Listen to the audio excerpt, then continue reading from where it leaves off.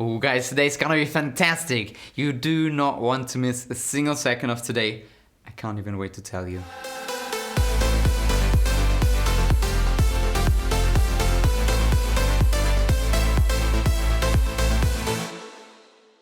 Today is all about enthusiasm and how you can put more flavor and more color into your stories and probably your whole life. For me, as I am a very enthusiastic person, being enthusiastic is a lifestyle.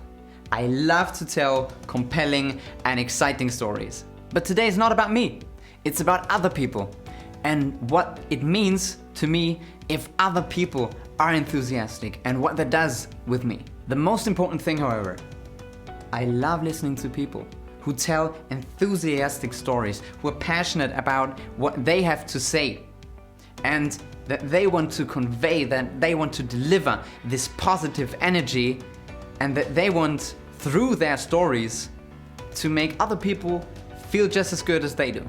I am absolutely not picky when it comes to what other people want to tell me.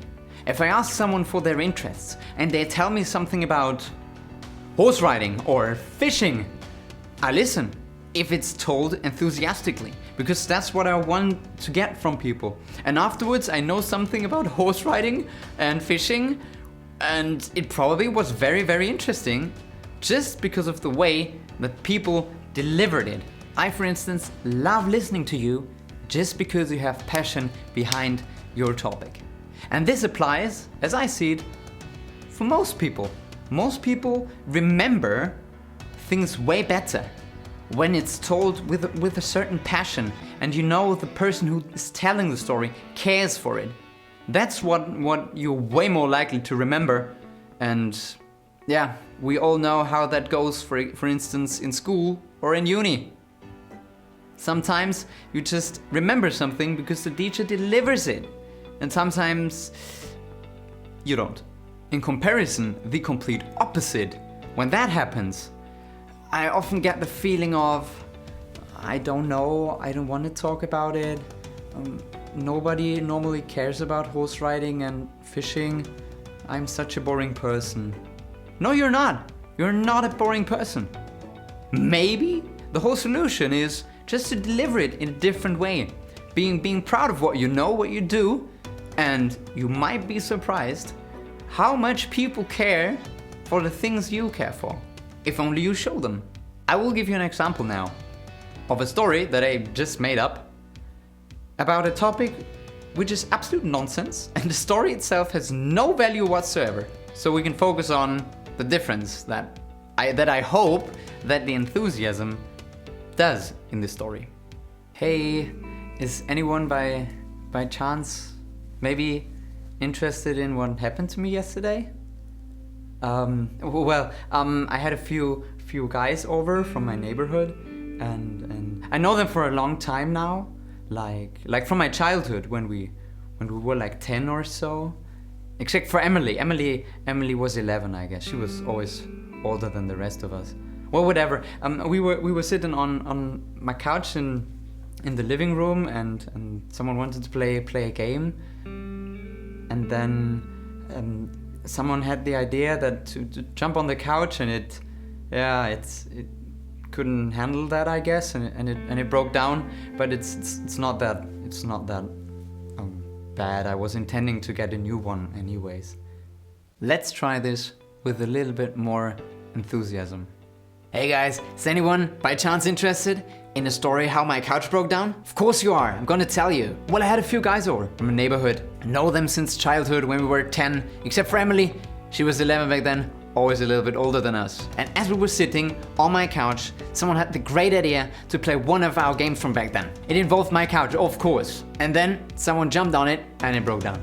But in any case, that doesn't matter because I was intending to get a new one anyways.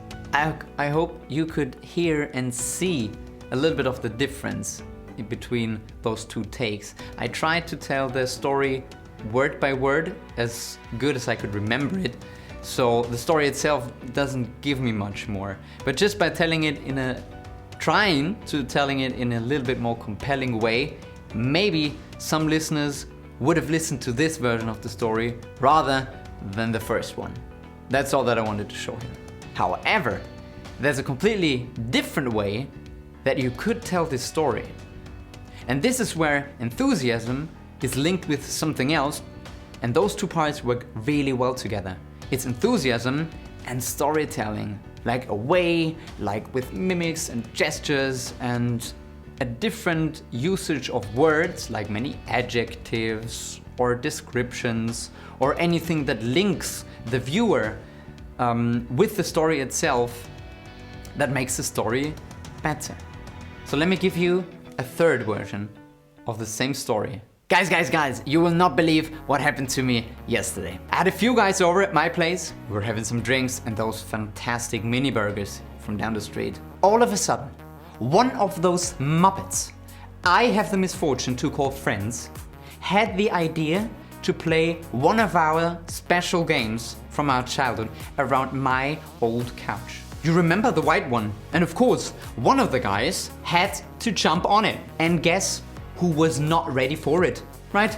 My couch. Jump, crash, broken. He was freaking out. He apologized 100 times without knowing. In just the next room, I had already bought my new couch I was going to replace the old one with. I didn't tell him. He still apologizes. Please don't tell him either. I'm having way too much fun with it.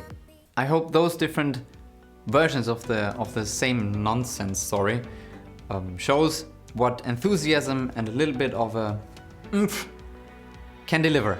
If you want to practice how to tell more exciting stories, and I believe you can do even do a way better job than I did with my story, just pick a random nonsense story yourself, just like mine, and tell the story to someone.